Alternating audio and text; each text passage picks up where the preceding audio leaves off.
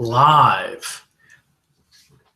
Hey everybody, this is Devin Galladay with In the Know Traveler, and this is module 1 of the Travel for Free Accelerator. This is sort of a very exciting thing for me to do. I have taught this information before, but I haven't done it like this. So there's going to be a certain amount of technology that's involved, which I have not mastered. I apologize for that.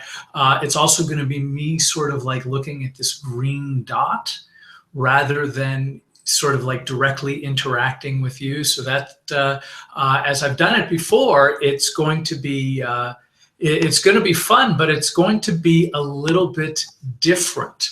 So if you're here, definitely go into the chat box and type your name, tell me where you're from, tell me hello. I've spoken to some of you, and it's going to be fun. Again, you know, I think probably the most important thing, and by the way, I'm going to be referring to notes a lot. We have a truckload of content to cover, and I want to make sure that I do it all justice and make sure that it's in some sort of a logical order so you guys get the most bang for your buck, so to speak, and you really kind of come away with this. And part of the reason why, I have to be honest with you, like we're doing this webinar and it's definitely fun, but there is without question a certain amount of, this is like my passion. And part of the reason why it's my passion is that when I started In the Know Traveler, I started it with the idea that we are supposed to know each other. Oh, hello, Pamela. Hello, Linda from Houston. Cynthia, hello. Thank you so much for being here. I started with this under the belief system, and I'm only going to stand on this soapbox for a very short amount of time. But I started this because I had been around the world, and on sort of like a political standpoint, there are people that sort of like look at the other side of the world as somehow being less human, and that's just not my experience. And so I wanted to create a site that if you wanted to go anywhere in the world, I wanted to give you a reason, a justification, a story why you should totally go. Again, I've gone to places that sort of said, you know, thumbs up to. And my experiences, again, by and large, has been absolutely wonderful. And it, for me, you know, like on a personal note, is really upsetting what's just happened in Istanbul. I have been to Turkey multiple times, and I think it's an incredible place. And you know, it's not getting enough attention. But again, that's my humble opinion. Lorraine, hello. Good to see you from Tucson. Oh, I was in Tucson last year. Anyway, so we're going to talk a lot about travel, but more specifically how the industry works, how you can maximize it or maximize the $1 billion that are at stake around the world, because somebody's going on a trip. And they're probably going on lots of them. As a matter of fact, I just spoke to a friend of mine, Pamela, who is based in Italy, and she's been writing articles for 25 years, and she's been on hundreds of these kinds of press trips. So what I want to create, not only do I want to create sort of like a universal thing where we are promoting travel and providing value, but in so doing, when we work within the system doesn't have to change. The system is great. It has billions of dollars in it. They're sending writers all around the world. They're working with them, and it's a system that works and benefits both sides. So what I want to do is teach you how to best utilize that system to create value for that. The other part that I want to point out is that I'm going to be offering you a lot of information. And some of you are here because you are specifically wanting to be a travel blogger or a travel writer, and that's great. This is absolutely going to feed into that. But some of you aren't. Some of you are going to be having entirely different businesses. Some people are going to want to use this as sort of like a fun hobby, which to some degree is what I've been doing for the last 15 years. But the information I'm going to be giving you is going to sound like it's a lot of stuff. It's going to sound like it's a 40-week, 40 hour a week job. That's just information that I'm giving you. Understand, this is something that you can do very, very part-time, on a daily basis now. I don't put a ton of time, and I get trip offers all the time, all around the world.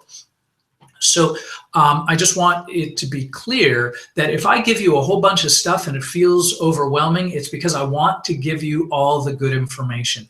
You get to pick and choose the kinds of things that are going to be valuable to you. And if there's something in particular that strikes your chord as oh, right, I can do that, then totally focus on that. Like, I want to give you as much of a foundation as possible to do as many things as possible and pick and choose the things that you love. So you don't feel obligated that you need to do all of this stuff. Understand it's a palette. In fact, I will probably tell you some absurd stories where I don't do this well. And I have historically not done this well. I am the editor-in-chief, but I'm probably not like the New York Times editor-in-chief. I do what needs to be done. I make the decisions for my website. Some of those decisions are consistent as gold with what other editors do, and some others decisions that I make are completely the opposite of what would be conventional wisdom. And so understand that I'm coming to you as somebody who travels routinely. I know how to contact the tourism boards, the hotels. I know how to ask for it, and I know how to present myself in a way that whether or not I'm doing it perfectly or not is sort of irrelevant. Because, and so we're really going to be focusing on a couple things, and that is the relationships. Because the people that you're going to be dealing with are kind of suit and tie people. They're coming from a professional sort of universe. And so how do you develop a relationship with those kinds of people? And two, what kind of value can you bring those people that is going to make you sort of like stand out from the competition, which is ultimately what we're focusing on today. Because what's happening within in this particular industry is everybody wants a free trip, but because they don't have the information I'm about to provide, they are going to consistently do the wrong things over and over again, and then they're going to wonder why they're not getting the trip, because they're working really, really hard on their blog. They're working really, really hard on their destination retreat. They're working really, really hard on even perhaps promoting the destinations that they want to enjoy, but because of this thing, and there's actually a number of them, and we'll get to them as time marches on, but one of the main things, and this happens to me all the time, is somebody's going to write me a letter, or somebody's going to meet me and say, hey, what do you do? And I'm going to say, oh, I'm a travel journalist. I write travel articles. I am an editor-in-chief of In the Know Traveler, and I also publish. And somebody is absolutely going to say, oh, does that mean you get to travel for free? And the answer is, yeah, totally. And they're going to say, oh, well, I want to do that. Would you send me on a trip? And what I'm thinking is, I don't know you. I don't know anything about you. I don't know. And ultimately, when I send somebody on a trip, they are in effect reflecting me. And so what I need to do is sort of vet somebody to make sure that they are presenting themselves in a way that is going to be useful not only to myself, not only to my contact, but also to my audience. That means there's really three stages of the value that you're in general going to be providing. You're going to be thinking about who your audience is, and you're going to be thinking about who the contact is. Ultimately, the contact is sort of like your chief focal point. And really, you're getting to know, in the vast majority of time at any particular company, you're talking about one or two people. And it's not that hard to develop the relationship, but it is important to understand that if you start, like I've made so many mistakes, it is mind-boggling. It's mind-boggling that I'm still doing this. But what I do well is I create relationships for the long term. So that said, we're going to be focusing on value, and we're going to be focusing on relationships. One of the things that's sort of an undercurrent, I want you to just know, like some of the stuff I'm going to be presenting to you, over this next hour, 90 minutes, it's going to be however long it's going to be, is that there's going to be a part of you, not all of you, but there's probably going to be one or two people who are going to think, oh, how can I pull a fast one? How can I get the trip without actually delivering what I'm going to promise? Not all of you, but I've seen it enough times that it is sort of imperative. That like somebody's going to say, hey, are you a tap dancer? We need tap dancers to be in the front row of this particular show. We want you to come out. If your answer is yes, and you've never tap danced before, don't think that saying and claiming that you are an expert videographer is going to get you something further if they say to you, we need a videographer. We need, have you ever written an article before? The answer is no if you haven't.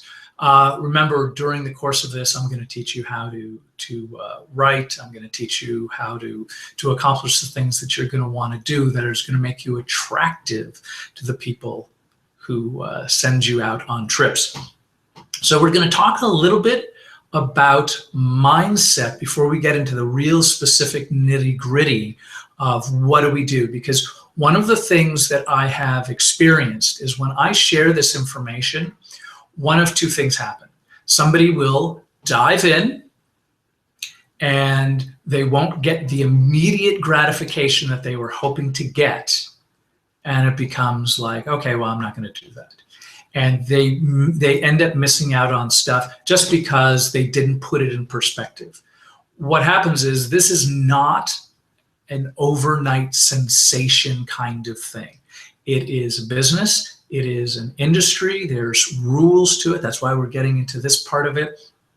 And so I want to stress it really important that really what you want to make sure that you do is be a little bit patient. I promise you results will come, as they have come for many, many people that I've worked with in the past, largely people who have written for me and asked a lot of questions, and I kept answering these questions. So that's one. And two, and this is sort of a big one, is that people don't follow through. So they say, I'm going to build a website. I'm going to do these things. Can you help me? Sure. Okay. So I'll teach them. And then I'll say, hey, how's that website coming along? Oh, yeah. I couldn't do that. Did you call that person in Guam that wanted you to come out? Oh, yeah. It's kind of weird. I don't know if it's the right time. So when I really start delving into what that actually means, more often than not, that becomes fear. Like, because I am going to ask you, you should probably pick up the phone once in a while. You should probably send out an email once in a while. And what it really boils down to is not so much that people don't want to do it, but there is the exchange of, I'm afraid to send out this email to the people I should be sending it out to. And I get uncomfortable doing that. And understand that fear is one of those things that the closer you move towards it, the smaller it actually becomes. So we're going to be talking a little bit about mindset because I want you to get value. So when we talk, and I'm going to give you personal stories of how I was filled with fear and walk through it anyway, and you just send out the letter. The people who are receiving your notes, who are receiving your phone calls, that's their job. Their job, they don't have time to sit and worry and judge or any of that kind of stuff. What they're looking for is to meet an end, which ultimately is supply value of some form that is useful to their product, their service, their destination, their luggage. And we're going to talk a little bit about those kinds of things as well. But so that's sort of our foundation. Our foundation is not giving into the fear, is not giving into not creating the type of space and not following through. It is just do this. And you can do this in a few minutes a day. If this is the career that you want to travel down, then yeah, you should be putting in a lot of time and energy. A lot of the stuff that I'm going to be talking about is setting up things for the long term. And once they're set up, it's not going to be a long-term process at all. Okay, so do what you can. We're going to give you lots of ideas. If you don't already, grab a pen, take some notes. The information that I'm going to be giving you here, I'm also going to be getting to you in the form of PDF, like the critical information and that sort of thing. But definitely take notes because it will help you remember what you need to do. Okay, so there are three things that I want to focus on that are sort of like the preambles to this process. I call it MAS, the Spanish word for more, M-A-S, which means Moxie, aspiration, and skill. We always need one of these kinds of thing in any program, don't we? So Moxie is really the ability to just generically put yourself out there. That means you're willing to pick up the phone and make some calls, whether or not you may have some sort of like, oh, my value totally rocks, I'm going to crush it. It just means that you're willing to pick up the phone. Number two, aspiration is about you've set goals, you have dreams, you have some sort of like, here is my thing that I can offer and it's a good thing. S stands for skills, and the skills component could be your ability to stand up in front of camera and make videos. It could be doing social media marketing. It could be search engine optimization. It could be writing letters quickly, like articles very quickly. It could be the technology. It could be a whole bunch of things. And the truth of the matter is, if you do one of these three things really well, then you're probably going to succeed. Because I'm not really great at any of the three, which is ridiculous, but I do each one of them enough, again, to find success. So if I bring up something to you that sounds a little scary, don't worry about it. There's more than one way to work this thing. So be nice to yourself. We're going to be providing you a lot of information, and there's going to be a lot of action to take. Do the best that you can. It's not going to be happening overnight. So the number one thing I want you guys to understand, that part of what gets you noticed is a sense of being remarkable. So when I give you a template, the template is, here's something you can cut and paste and send away. You don't have to do anything more. And that template will probably, under many, many circumstances, get your ball rolling. But if you can, from the get-go, figure out a way to promote yourself in a daring, upfront way to get yourself noticed, the better. And let me give you an example.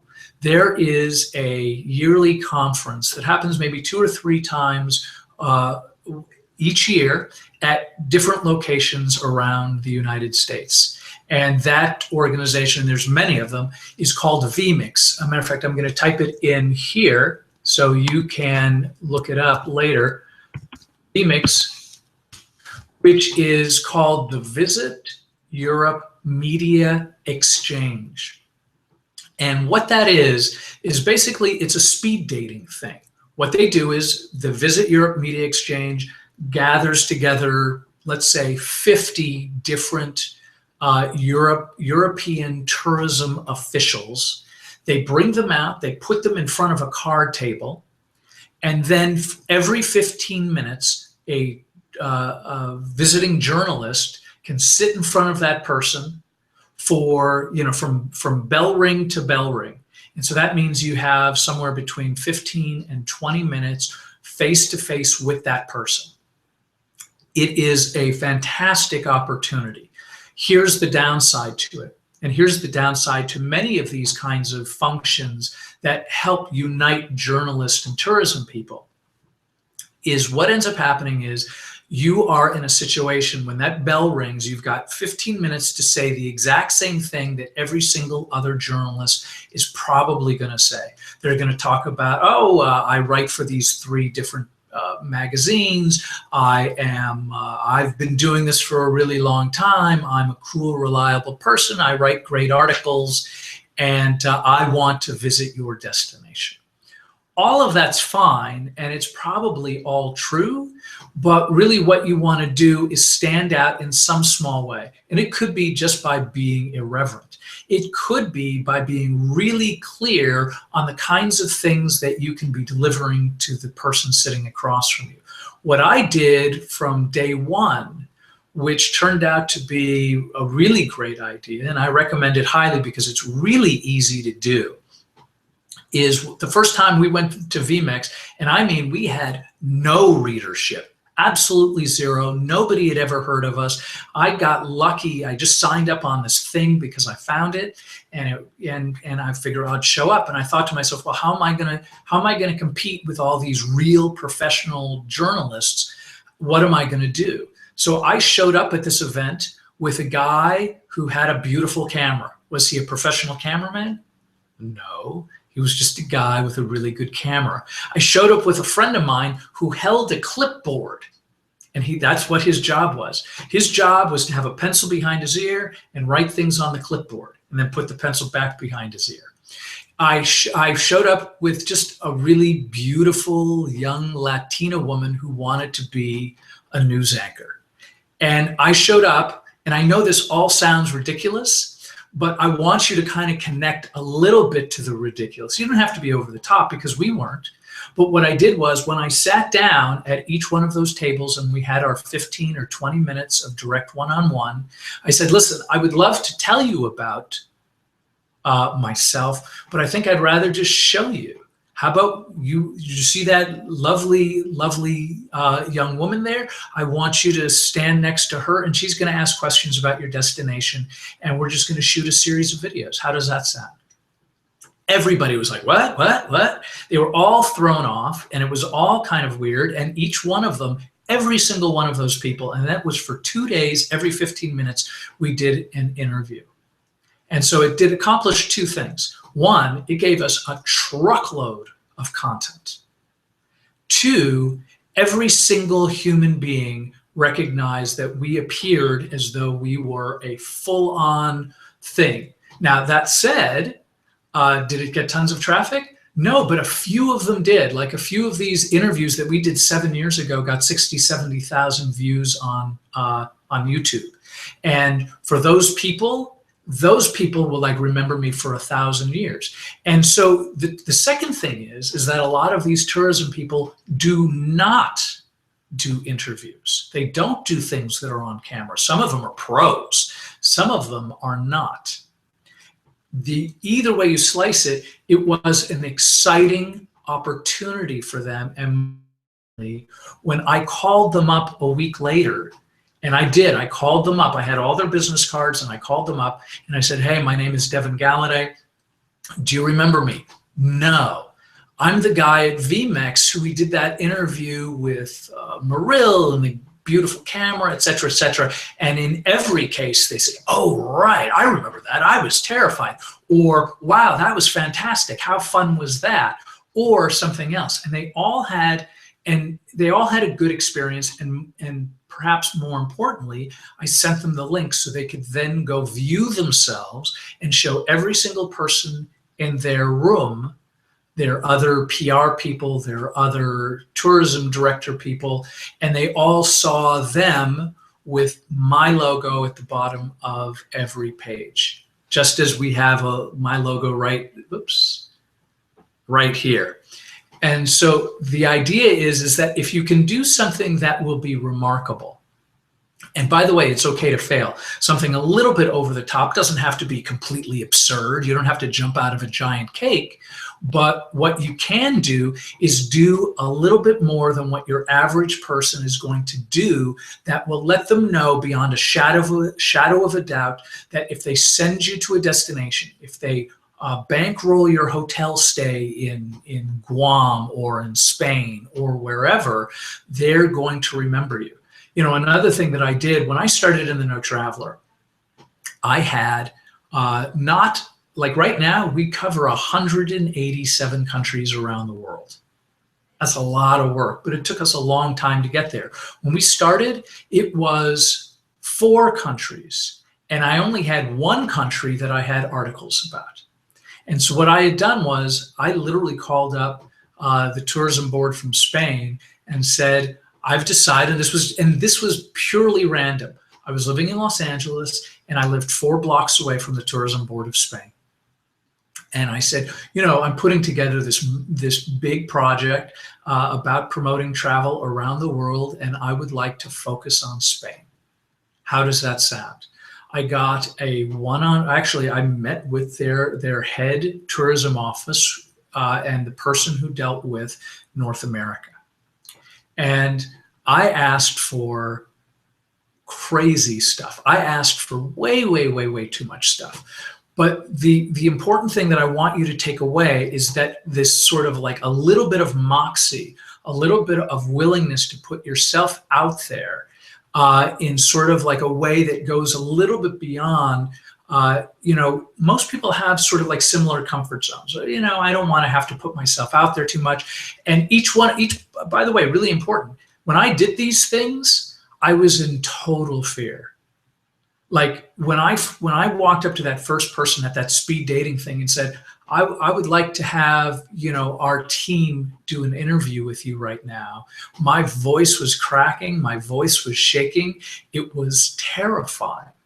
But I also really felt that if I do this, and not only that, when we were driving there, I had no idea if everybody in the room was going to be doing something similar. So when I went up and started talking to people, I was nervous, and I took these actions even though everything in my brain said, no, you're crazy, it's too much. And what I've learned, again, from doing this a long time, is that I actually want to do more. I always want to do more because it always sets me apart from somebody else, because I still hear from people who I said something or I did something that was beyond what other people do. So when you see people who are in this industry, you'll see a lot of people who are immediately asking for trips. Never, ever, ever do that, because you've already put the person who on the defensive. So never do that. Always focus on the value that you can provide and then deliver on it. So that means when, as an example, we shot all of our videos, I spent a lot of time over that following week editing those videos, putting on our logos and information on those videos, and then uploading those videos. But it paid off in a huge, huge way. And so I want you to start to get into the idea that there isn't a pat method to success. I'm going to give you some great starting points, but I want you to, like, if ideas come to you that seem crazy, I want you to write them down.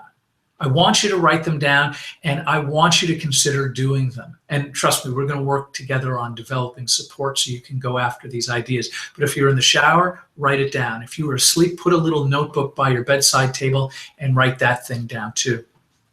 Okay, so when we're going to be talking about reaching out to people in general. The general reach out, you're going to reach out by email, by phone, and face-to-face. One of the things that you are going to learn to do is when they say, how are you? You are never going to say, I'm fine. You are going to use that opportunity as an inroad to get to know them better. And I know there's a little bit of a salesy marketing kind of element to this, but understand you are developing relationships. I do come from a sales background, and I'm going to tell you a horrible story right now.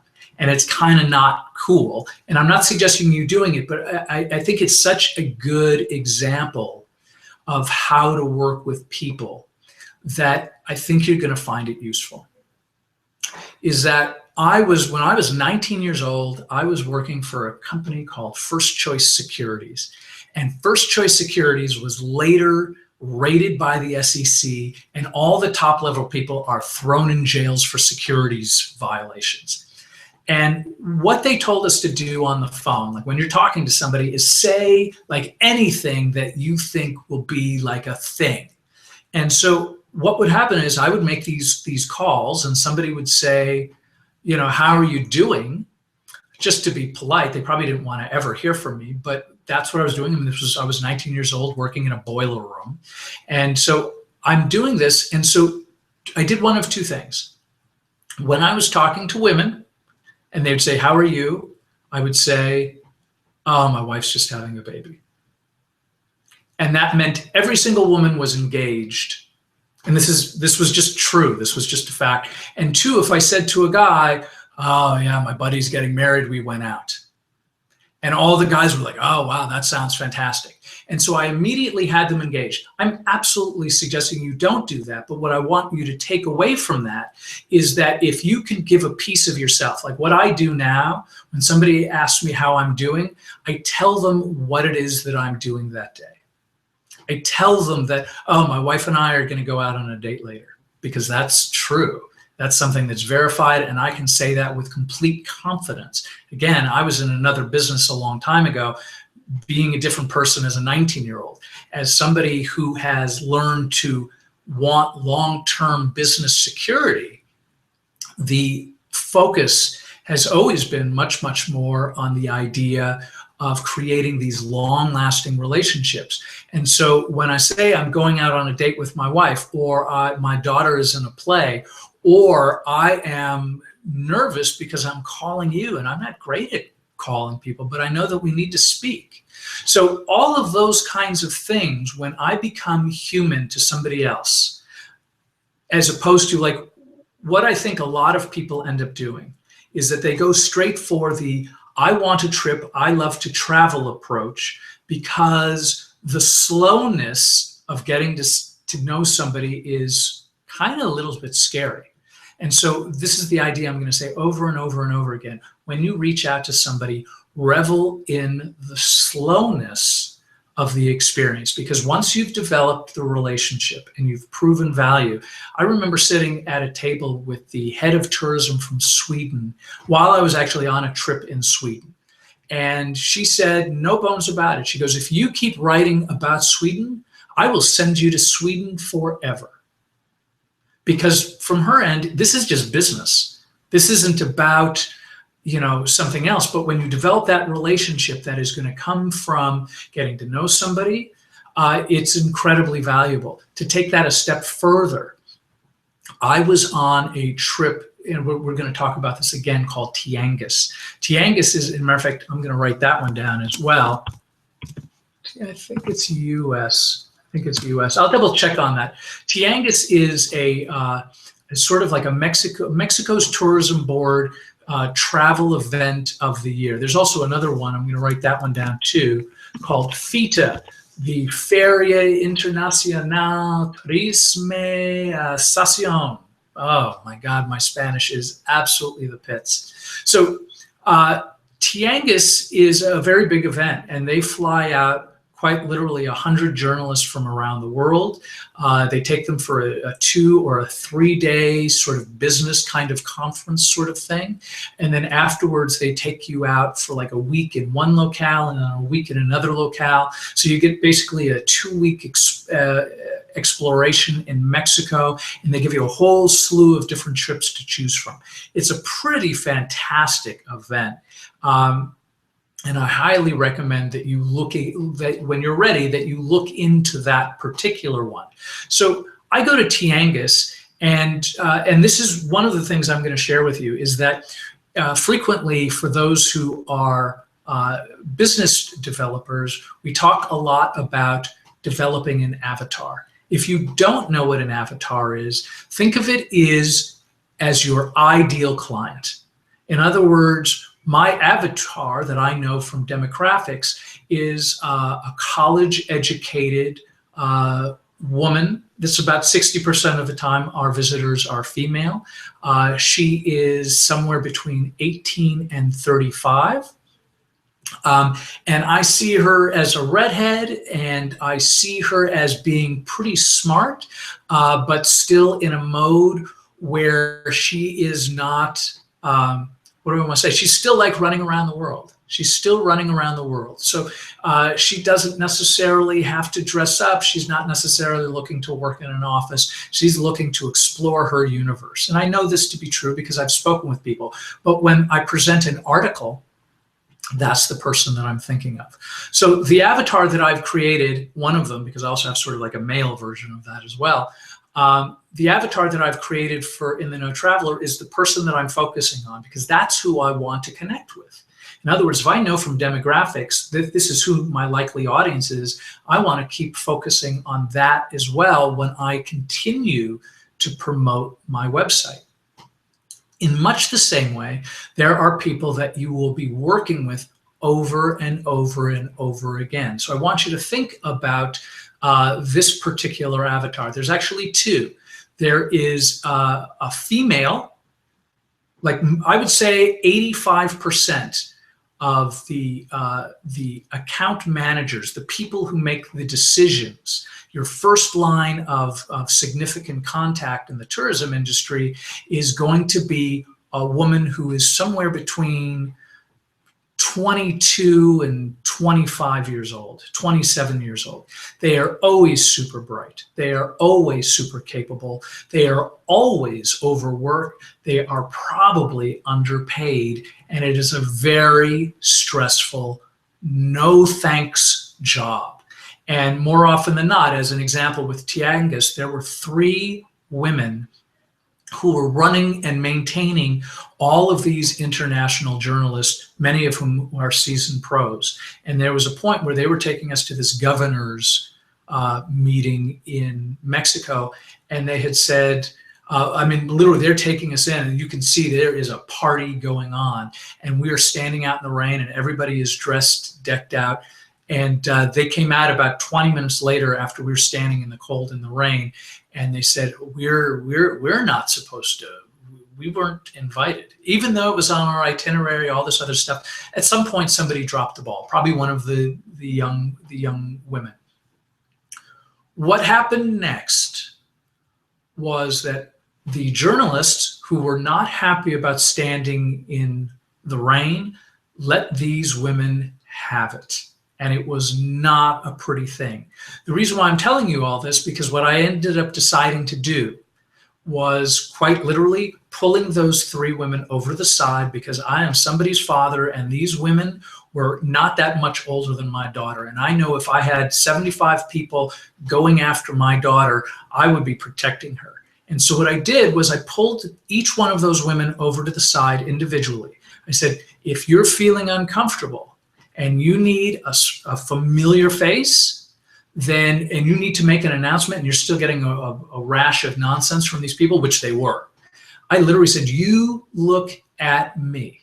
You're just talking to me, and know that even if I don't like what you're saying, I'm on your team and we're all good. And I'm writing as many stories as possible about Tiangus. And so what I did was, and by the way, each one of them were staring at me for the rest of the trip. I didn't do that to take advantage of them.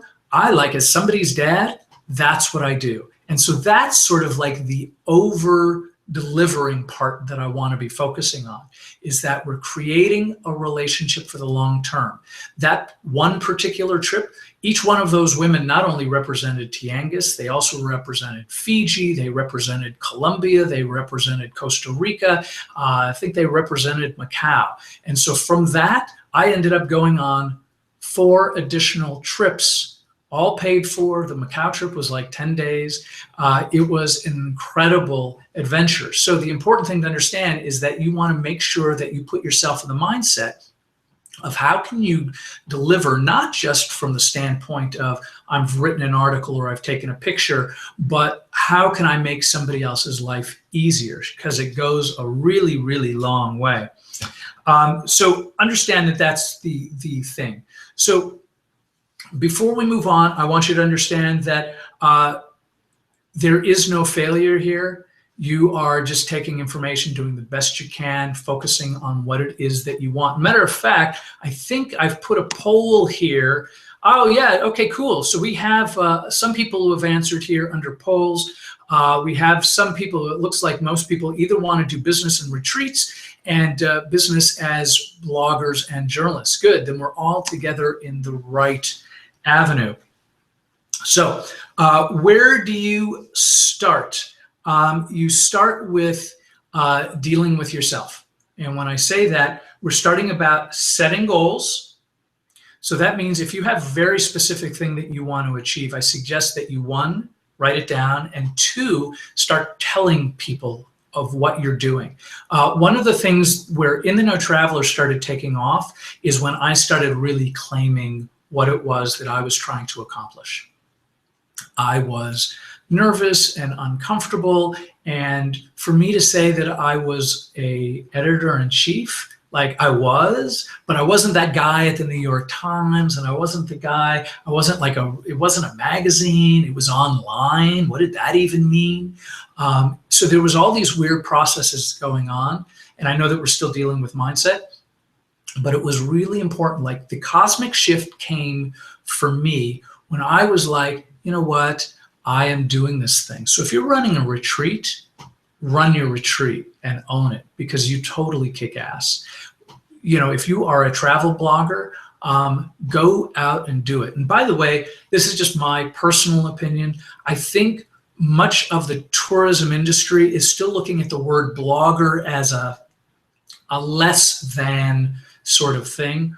What I have done, I actually got rid of, like I tried to go with blogger for a while, but really my title is editor-in-chief. I wanted to use blogger because I wanted to make it sort of like sound like, well, I could be that. And that doesn't necessarily come across to the decision makers that you want to impress. You want them to go, oh my gosh, this is the guy for me. So I want you to set goals. I would like you to include goals not only of professionally what you want to accomplish, but I want you to set up kinds of goals like this week, I want you to get in touch with 20 different contacts. I know, breathe, breathe. You just do them one at a time. It's totally cool. I want you to consider, and this is for sort of like more of a professionalism look, is that when I receive emails from people from a Gmail account who don't have a logo, and by the way, my logo was like made by a buddy on Photoshop. It is like again, see, it's kind of turned around. There we go. That's my logo right there. That's part of it anyway. It's not the best logo in the world, but people have come to know it. And so whether or not you immediately come up with a great logo is that it's sort of like a sign that you've taken additional steps to create an air of professionalism in what you do. One of the things that you can do, I'm going to put it down here. Oops, I forgot to press enter for FITA. That's another Tourism Board of Mexico event. That is a good one. The other thing that I was going to write down is Fiverr.com. This is a place where you can get almost anything done for $5, small things. So for $5, or it probably starts at $5 or $10, where you can go get a thing done. And it doesn't have to be, again, you don't need $1 million product or logo. You can get one if you want to invest the money, and it probably costs a couple $100 at this point. I haven't used them. I have used them in the past for one of my websites called Travel Right Live, and I was exceptionally happy with the logo. This is a company called 99 Designs, and basically what they do is they hook you up with graphics, and you hold a contest. And the contest is, here's my name, or here is my company, or here is, my, whatever it is that you want to do, and you run a contest. That means all kinds of graphic artists and designers will try to create a design for you. And really the only thing that they request is that you pick a winner, which means you'll pay, a couple $100. You'll have to check the site for more details on that. And then you have to give each person who submits a design feedback. It can't be just like, oh, this is terrible, or this is, I love it. It has to be, do something with the design to make it more pleasing. And then ultimately you just pick the one that you think is great, or you let somebody know that it's not the right design for them. I think it's actually a really good site. By the way, all of these names and contacts that I'm giving you are not, I'm not getting anything from them. These are just things that I personally use and have received success for them. I hope you use them in good health. Okay, so set goals, Fiverr.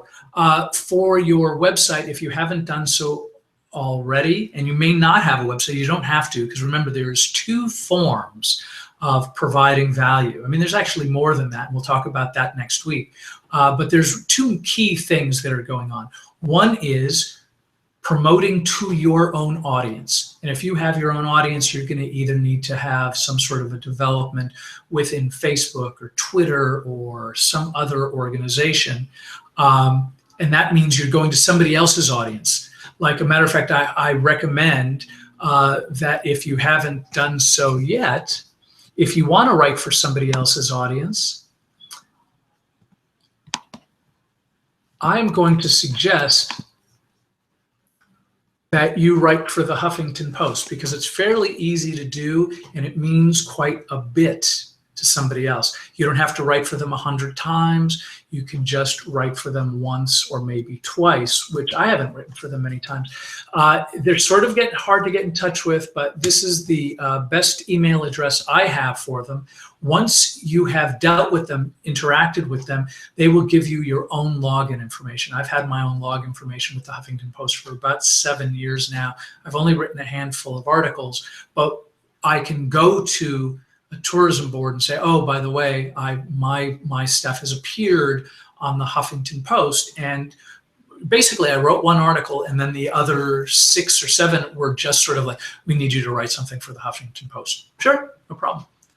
The only downside for writing for the Huffington Post is they're not going to guarantee whether your article gets published. So if you ever use the Huffington Post or AOL or Yahoo or any of the other major syndicators, you are going to want to make sure that you're very clear in saying, I can't guarantee an article with them, but I have written an article, which is important. So I've been published, a number of times to them, and I think it's a useful tool to be able to put on a bio if you only intend on writing for somebody else. If you intend for writing for you, I would absolutely go find a name that is available on your URL. Here is another special tip. Ooh, I wish I had written this down, but it's really important. Do not search for a domain name on GoDaddy or any other similar company. All right, I spelled everything wrong.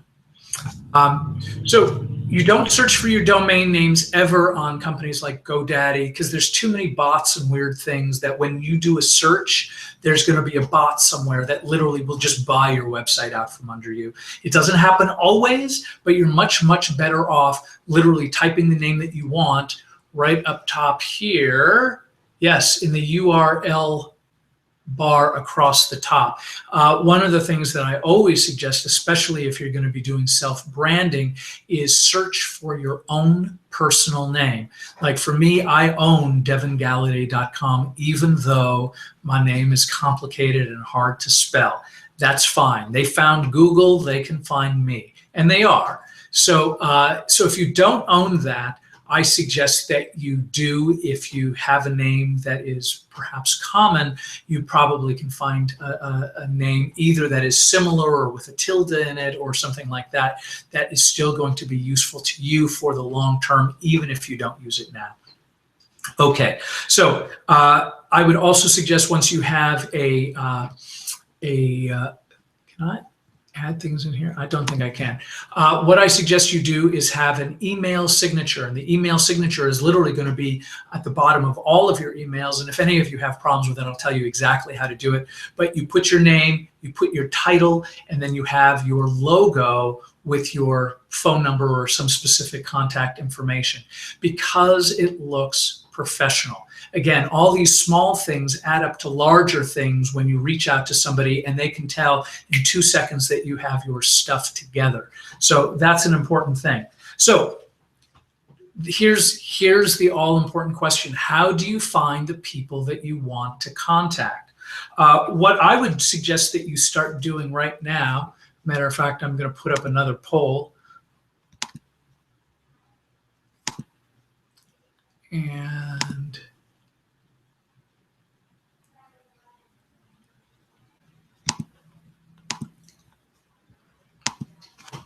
how quickly you plan on using this will give you a sense of where you can start. But one of the things that you definitely want to do is focus on finding out where you would consider going. Where would you like to go? And I'd make a list of about 20 different destinations. Be specific or be as general as possible. If you want to go to Estonia for some reason, Estonia has a tourism boards and contacts in the US. If you don't know of a city in Estonia, or if you're not, like you have a very particular goal of going to Tallinn, then great, because Tallinn also has their own separate tourism board.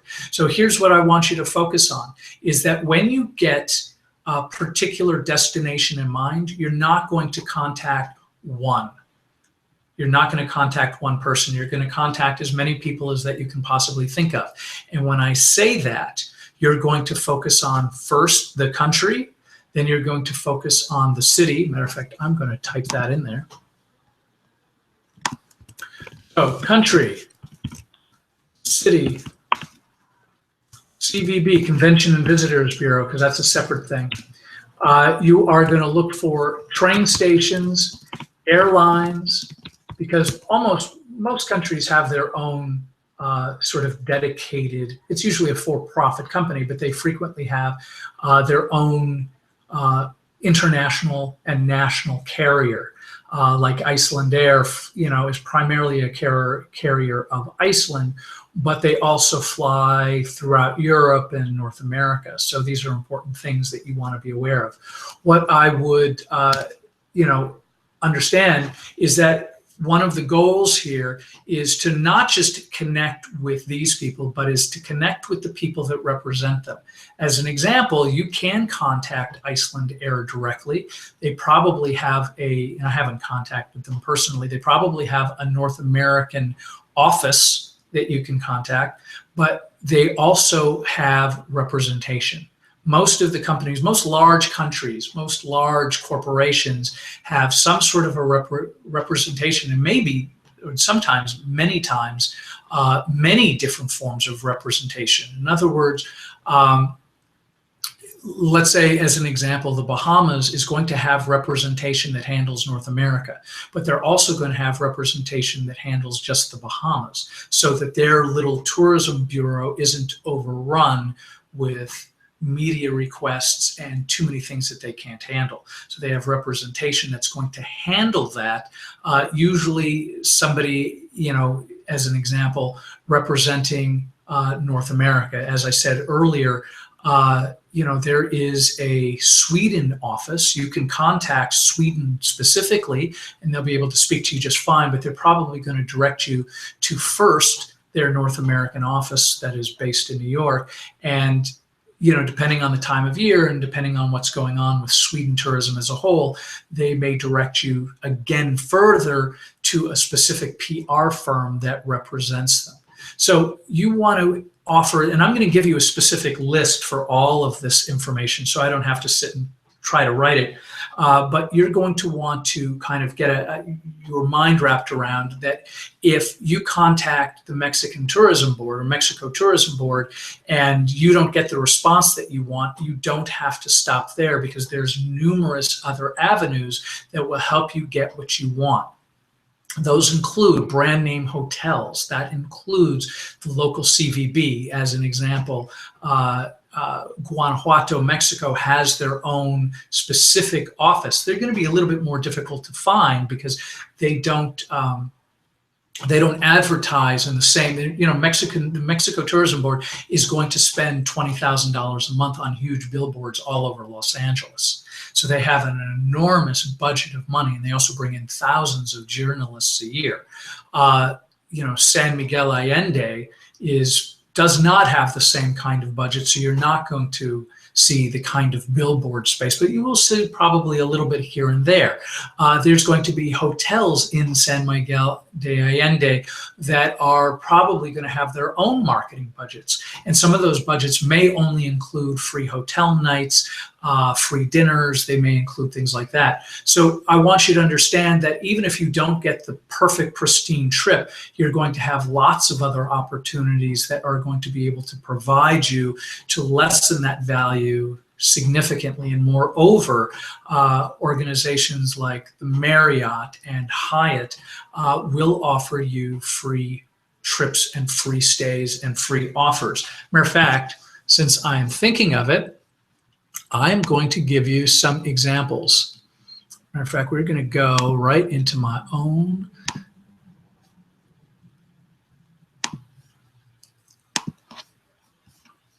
here's my actual email address for In the Know Traveler. So I wanted to show you here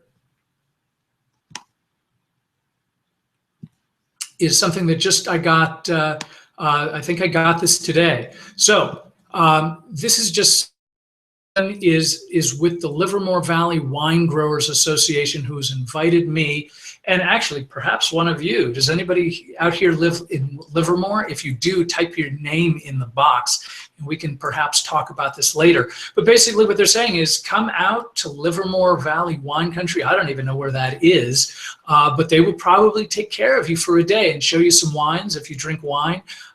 Terrific. And so really all I would need to get done with this is something to respond to. Let's see. Here is another opportunity. What I highly suggest, and we're going to talk about it in a minute, is that you want to be on the lists of the different press companies. So when you are reaching out to people, you're not merely reaching out for this one time only. What you're looking to do is develop the long-term relationship. And the long-term relationship includes receiving their newsletter. This one is from Riviera Maya, and it's just something. And really, this is content for me. If I chose to, I could either rewrite this content or I could cut and paste it into my website or my blog. And I did that for years. It's not something that is going to, turn them on wildly, but they're going to be happy that you're promoting their company. So, and here's the link at the bottom of the site if you want to reach out further. Obviously, this person here is the person who will be my contact if I have any questions. So I could write her and say, hey, this is what I want to accomplish. So we will stop that. I hope that makes sense. So in reaching out, there's lots of different ways you can do it. The larger tourism boards, you would literally type into Google. Let's say, as an example, you might type in California tourism. You're probably going to get something that will say visitcalifornia.com. Many of the bigger countries and destinations will have something like that. It might be Visit Wales. It might be Visit California. I think Visit Sweden has one as well. And these are just sort of the national websites, and they're the great basis for direct contacts. When you do that, you're going to look for a site that will include the contact information. Matter of fact, let me see if I can find you a second one here. Matter of fact, let's try Visit Wales.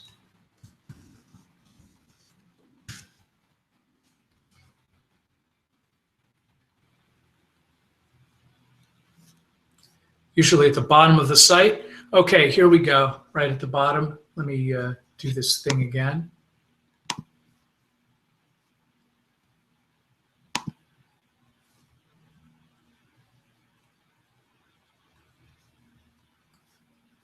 I may not be able to do it, but we're going to try. We're going to try.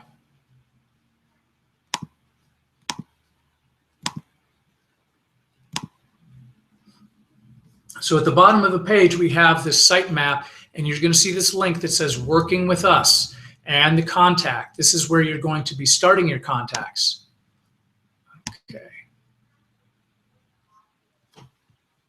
Okay, so what you're going to want to do is reach out to them, find the contact. Sometimes it might say press at the bottom. It might say press contact. They may actually give you a name and a contact, and that's what you're going to reach out for. And here's the letter that I'm going to suggest that you bring out.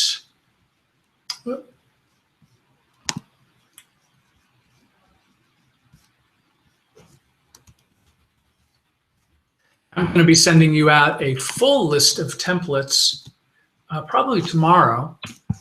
Here's a letter that I actually sent out. Dear blank, and let's say it's just a tourism board, I'm putting together a project, a website, a series of articles, photo gallery, YouTube channel, social networking dedicated to their destination, retreat. As you can see, there's a whole lot of things that you can cut and paste in there yourself. And I will go on to say, and I always want to present a call to action in any letter because I want them to respond to me. I just don't want them to send it off into some sort of an abyss where it may get lost or not responded to you. What I typically do right in the beginning is, do you work with PR firms or do you handle media relations in-house? I'm looking to be added to your media contact list moving forward.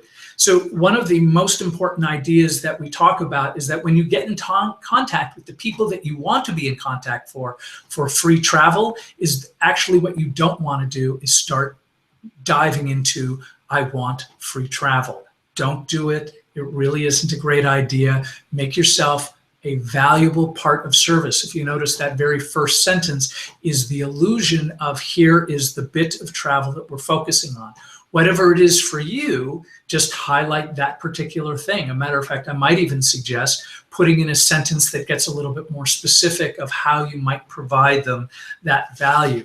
I'm going to be sending you some letter templates in the next couple days. But to get started, this is the one that I want you to try and go and use. So where else can you find contacts? I actually suggest you look at prweb.com. TravelWire is also pretty useful. And again, I'm going to be sending you all of this information so you have it. TravelWire, there is eTurbo News. The only problem with eTurbo News is they send, and you just, I would say it's .com. I would send out eTurbo News sends out a lot of press releases, and they will be happy to clog your email. Those press releases will have a link where you can go ask. Again, you're looking for your media contact because you are, well, with the media. No matter what it is that you do, even if you've decided, well, but that's not me, don't worry about it, because this is the best way that you're going to get in touch with them. By the way, how are we doing? How are we doing? Type in one word that you have learned so far that has been useful to you, because I know we've just hit the hour mark. We're going to be wrapping it up soon, but I want to make sure that we're all on the same page, because sometimes I see a truckload of questions and other times not so much. How are we doing?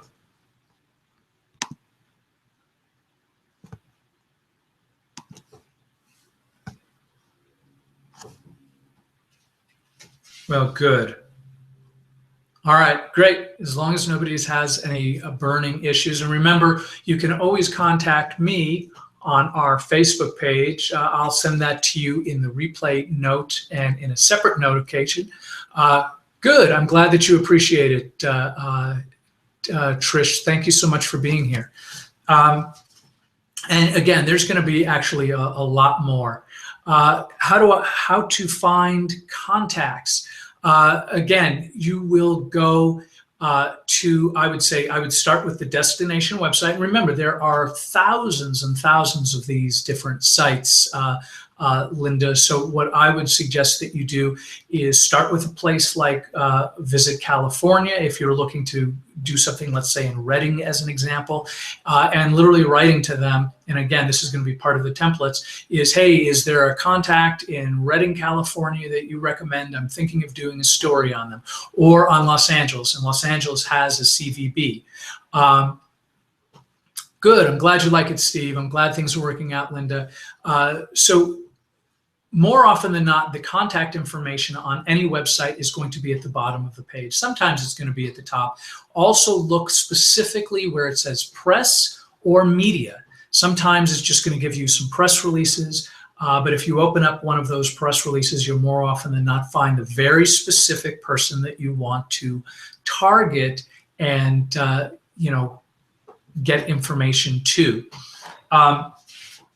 So we have, again, a number of websites. I would just type in press releases, press release website, and you'll get an enormous sum if you don't like some of the ones that I have given you here already. You can always Google specific locations, and I would type in location. Location is just the word that you would replace.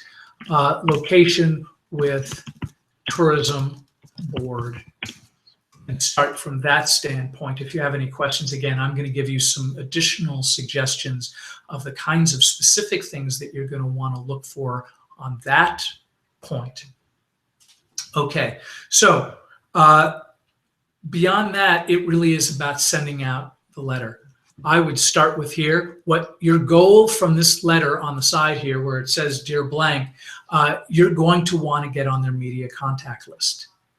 Once you get on the media contact list, I would then, once you know exactly who it is that you want to speak to, I would literally just come up with a question. You don't even need anything. What you're looking to do is develop the relationship for the long term.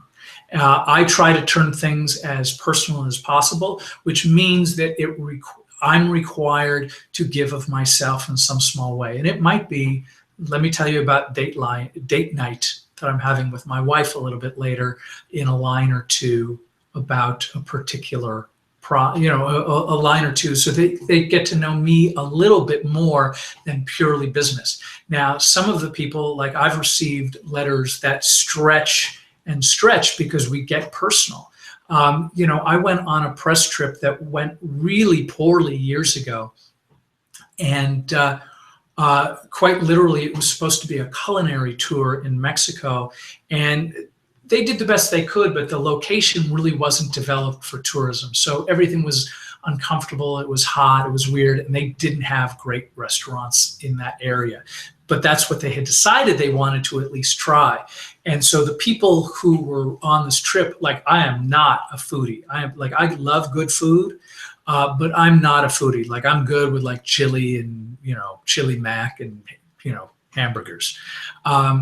But the people who were on this trip were foodies, and they needed articles to write about brilliant food in this particular area in Mexico. And when they didn't get it, they blamed the, again, 22 to 25-year-old woman who's exceptionally capable, but can't, she wasn't a foodie, she wasn't a connoisseur of food, and she set up a trip based upon that, and they let her have it a lot, to the point where she was like crying. And I was there to be her father, and for that moment, because it's not just business, it's about how do we create this personal connection with people. And I stayed in contact with her after she ran screaming from the tourism industry, in part because I just showed her regular kindness that went beyond what might have been expected of me. And so again, I implore you to do that. So what are we looking for next? Really, the next focus that you want to start doing is come up with what your value could be. If you have an elevator pitch, I suggest, if you have one, fantastic. You absolutely want to talk about your value, and you want to have a handle on how you're going to present that value to put it in the best light. That is more of a marketing thing, but we will cover more of that next week. If you do not have some sort of set of value, what I want you to do for this week is I want you to come up with some ideas that you are willing to develop. That means if you are perhaps doing a destination retreat in some locale, I would start getting a handle of what that looks like and how that might be of benefit to the hotel or the destination as a whole.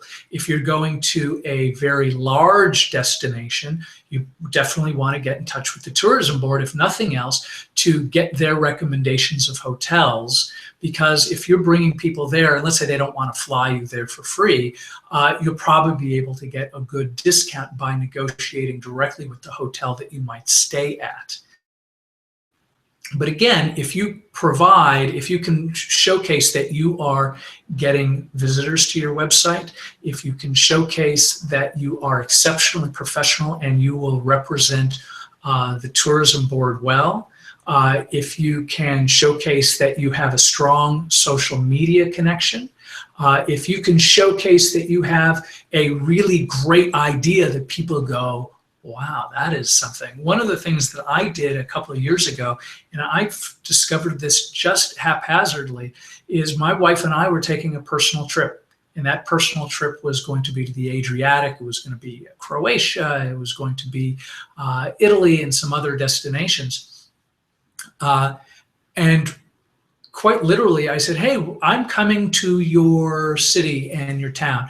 What I would like to have is a hotel and a tour guide and some meals, even though I'm bringing my wife. And that alone might give them, reason to pause, because it sounds a little bit less like business. But then I included this last bit, which is the idea that people loved. And I'm not even promising anything with it. Was the last part is, and by the way, we're getting married in your country. And we would like, and if you know a hobo, I didn't even ask for anything. I said, do you know a hobo and a shady glen where we could get married? So I'm not really asking anything. We just need somebody in. And when I got letters back, all sort of confused, like, oh, well, we don't have hobos here. It was my job to then point out that it doesn't have to be a legal wedding. We're just, we're promoting love, we're promoting our relationship, and we're going to be videoing it and making videos about our love and relationship. And so some of the people were like, oh, that sounds fun. Here's a shady glen. And others were like, we want to do something really big and exciting and dramatic for you.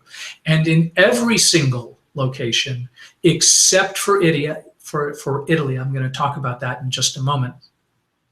In every other location, this was something that was very exciting. So we got hotel rooms and stays and transportation in many of these places. I also contacted Rail Europe specifically, and they gave us passes, as well as we had meals. Everything was covered. Really everything except for the plane fare, which I've discussed before, was paid for frequent flyer miles. So other than occasional meals here and there, we got almost this incredible month-long trip covered from start to finish, just based not so much on our history of being able to present something, but more so of, here's a great idea that I would like to offer your destination that I think will be useful. Moreover, as an example, in a couple of the destinations, they had photographers show up and videographers show up for us to make sure that we were capable of presenting the best video yet. On top of it, we ended up in magazines and in some of the guides for their destination wedding sets. So we became sort of the models for that. So any other questions? How are we doing? Everything else okay? All right, so here's what's going to happen next. I am going to present you a number of templates for a variety of circumstances, including when somebody contacts you with questions of what you're going to do. The value, I'm also going to be sending you out sort of like a value template worksheet that will help you, kind of narrow down your focus of what it is that you would like to present or what you are willing to present to a tourism board official. But before I let you go, because we're at about an hour and 15 minutes, does anybody have any burning questions, any confusion? Because I want you to kind of feel good hanging up that you've got on right away. Let me see if there's anything else I need. And then I'm going to give you our challenge. As a matter of fact, while you're thinking about that, I want you to, this is your challenge of the week. I want you to define your value. If you already have a website, great. That is an incredible value.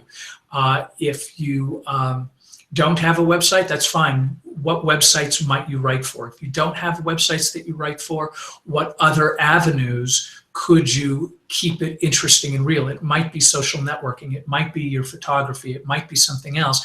And know that before this class, well, probably not before it's through, but in the next month or so, I'm going to make sure that you get published on In the Know Traveler, because if nothing else, I want to make sure that you have a byline that you can go anywhere with and say, hey, I've written for, and I'm still working on more locations to promote your destination. And this is all we're doing. So it's just this really small paragraph to get you kickstarted. And what I want you to end up doing is trying to get on as many media contact lists as possible so they can send you their newsletters and information and contacts for potential articles. And we're going to get into content creation next week, which is going to allow you to provide even more value where you don't have to worry about being Shakespeare or anything else. The value template will be awesome so we don't say things that we've heard a million times. Byline, thanks, huge bonus, good. Yeah, it's absolutely my pleasure. And remember, this really is about training you and teaching you so you can work within the parameters of how the industry is set up, so you could just take advantage of it. Just work within that system, because the money is already there. The trips are already there. It's about making yourself looking as appealing as possible to get the most done.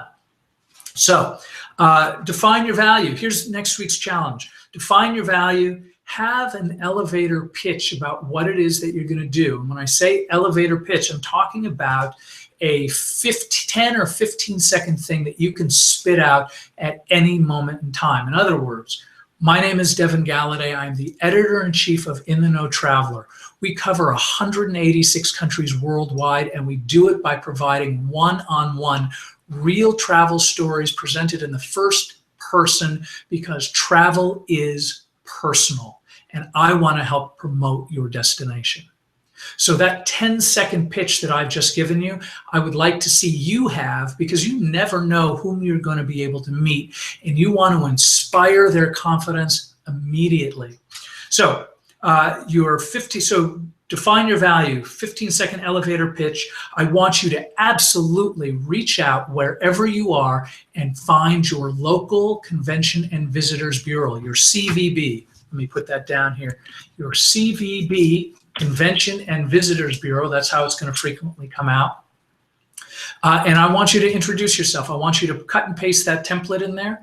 And I'm going to give you more information, because when they respond, I want you to be able to respond them and up the ante. I want each conversation to further you along.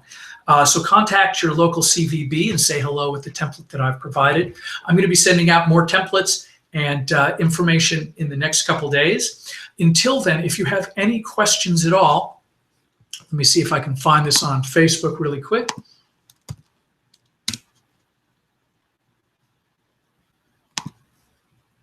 If you have not signed up for Facebook yet, or pardon me, joined our Facebook group yet, where is it? All right, I'm going to send it out in another link. You should already have it, but it's basically our private Facebook group, Devin's Travel for Free Accelerator. That is the name of our Facebook group. And when you join that, I'm going to let you in because it is private. And any questions that you have during the week, please post them here so I can answer them as they happen, so you can keep rolling and keep being inspired from moment to moment. I'm also going to be sending you out, in case you do want to focus specifically on travel writing, I'm going to be sending you out my Essential Travel Writer's Guide, which also contains a glossary in it of travel writer terms that are going to be good for you to at least know. So when A, I'm describing them, they'll make sense to you, and B, that when you are describing them to the tourism board officials and leaders, they're going to know from just your language that you've kind of got it going on at least a little bit. So I think that's all we've got for this week. Again, thank you so much for being here. We're going to be doing this next week, Friday at 12 noon. I'm going to be looking forward to hearing from you, and I'm absolutely going to be checking in our Facebook group, and I'm going to be sending you lots of goodies in the next few days. I hope you're going to absolutely love them, because they're really useful stuff. Anyway, thank you so much. and have a great day.